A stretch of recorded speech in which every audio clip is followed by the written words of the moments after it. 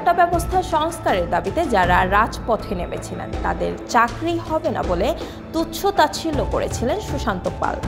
অথচ রাজপথে আন্দোলনকারীদের কেউ কেউ এখন রাষ্ট্র পরিচালনার দায়িত্ব পেয়েছেন, হয়েছেন অন্তর্বর্তী সরকারের উপদেষ্টা, এমনকি সচিব পদমর্যাদায় প্রধান উপদেষ্টার বিশেষ সহকারী হিসেবে নিয়োগ পেয়েছেন সমন্বয়ক মোহাম্মদ মাহফুজ আলম। আর মিথ্যা প্রমাণিত হল সুশান্ত পালের ভবিষ্যৎবাণী।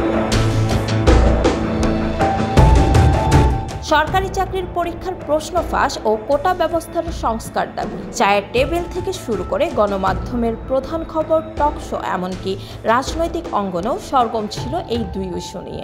ইডেন বে কক্সবাজার সমুদ্র সৈকতের উপর নিজেদের একটি ঠিকানা। মাত্র ৫ লাখ টাকায় আপনিও হয়ে যেতে পারেন এই হোটেলের মালিক। ইডেন বে, আ কনসার্ন অফ ভাইয়া হোটেলস। কিন্তু সে সময় চুপ ছিলেন ৩০তম বিসিএস এর কাস্টমস কর্মকর্তা ও জনপ্রিয় ক্যারিয়ার বিষয়ক বক্তা সুশান্ত পাল। এমনকি কোনো লেখালেখি করবেন না জানিয়ে তিনি বলেছেন এটা তার ব্যক্তিগত সিদ্ধান্ত। এরপর যদি কারো খারাপ লাগে তাহলে হয় আনফলো নতুবা ব্লক করে দিন। এটা না করলে তিনি নিজেই তাদেরকে ব্লক করার হুঁশিয়ারি দিয়েছেন। স্ট্যাটাস দিয়ে ক্ষান্ত হননি সুশান্ত, কমেন্টে দিয়েছেন অনেকের রিপ্লাইও।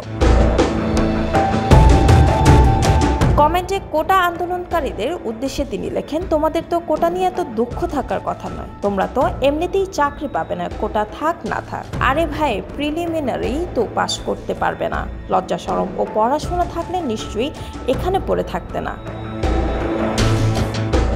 এদিকে পট পরিবর্তন হয়ে বিভিন্ন বিশ্ববিদ্যালয়ের শিক্ষার্থী ও চাকরি প্রত্যাশীরা কোটা সংস্কারের জন্য যে আন্দোলন শুরু করেছিল তা প্রধানমন্ত্রীর পদত্যাগের মাধ্যমে ১৫ বছরের স্বৈরাচারী শাসনের অবসান হয়।